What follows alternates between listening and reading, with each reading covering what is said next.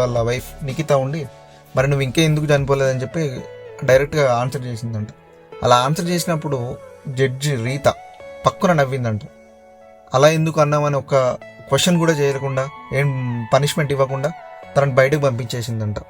అయితే జడ్జి రీత ఇదంతా పక్కన పెట్టేసి ఒక 5 lakhs నాకు ఇవ్వు, నేను ఈ కేసు నుండి నిన్ను బయటకు పంపిస్తా, కేసు అవ్వకుండా చూస్తా అని చెప్పి అతులతో డీలింగ్ మాట్లాడిందంట. అయితే డబ్బులు ఇస్తే నేను తప్పు చేసినావని అని చెప్పి అయిపోతా అని చెప్పి అతుల్కి మనసులో ఉండిపోయి దానికి ఒప్పుకోలేదంట.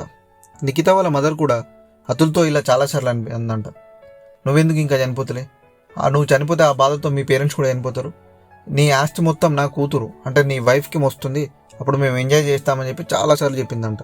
అసలు వాళ్ళ బాబుని కూడా 2 years అసలు అతుల్కి చూడనివ్వడానికి కూడా వీళ్ళు పర్మిషన్ ఇవ్వలేదంట. 2 years అంటే ఎగ్జాక్ట్లీ వీళ్ళు కేసు పెట్టినప్పటి నుంచి ఒక్కసారి కూడా వాళ్ళ బాబుని చూడనివ్వలేదంట. అతులు వీడియో రికార్డ్ చేస్తూ ఇలా మాట్లాడాడు, నేను చాలా కష్టపడి మనీ సంపాదిస్తే ఇలాంటి ఫాల్స్ కేసులు పెట్టి నన్ను నా ఫ్యామిలీని హరాస్ చేస్తున్నారు. దీన్ని మన లీగల్ సిస్టమ్ బాగా ఎంకరేజ్ చేస్తుంది.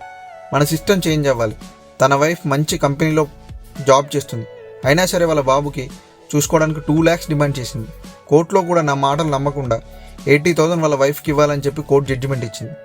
ఇప్పుడు ఈ మనీ పే చేస్తే నేను తప్పు చేసినావని అవుతా అని చెప్పి ఇదంతా జరగకూడదని చెప్పి ఆయన అలా ఒక వీడియో రికార్డ్ చేసి సోషల్ మీడియాలో అప్లోడ్ చేసి సూసైడ్ చేసుకొని చనిపోయాడు. మన ప్రెసిడెంట్ కూడా ఒక లెటర్ రాశారు తనకు జరిగిన అన్యాయం గురించి. ఇలా చాలామంది అబ్బాయిలు ఇల్లీగల్ కేసుల మీద పెట్టి సఫర్ అవుతున్నారు.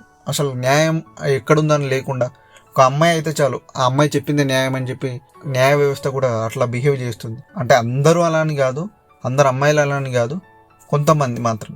కొన్ని అమ్మాయిలకి ఎలాంటి సమాన హక్కులు ఉన్నాయో అబ్బాయిలతో పాటు కేసుల్లో కూడా అలానే సమాన న్యాయం జరిగేటట్టు మన సిస్టమ్ ఉంటే బాగుంటుందని చెప్పి మా ఒపీనియన్. ఒక్కసారి మీరు ఆలోచించి జడ్జిమెంట్ ఇవ్వండి. ఈ జడ్జిమెంట్ ఇలా ఇస్తే అప్పుడు న్యాయం గెలుస్తుంది, అన్యాయం ఓడిపోతుంది. So please support Atul and నిఖితకి శిక్ష పడేలా చూడండి. ఇది నేను ఎక్కడో రీసెర్చ్ చేసి నేను వెళ్ళి తెలుసుకున్నది కాదు, ఇది కొన్ని వెబ్సైట్లో నేను విని చదివి క్లియర్గా తెలుసుకున్న తర్వాత నేను చెప్తున్నాను. So please subscribe my channel and thanks to watch.